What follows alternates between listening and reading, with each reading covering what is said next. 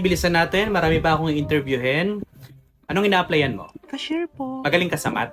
Medyo po. Nagbayad yung customer worth 497 pesos. 500 yung pera niya, anong sukle? Candy? You're hired.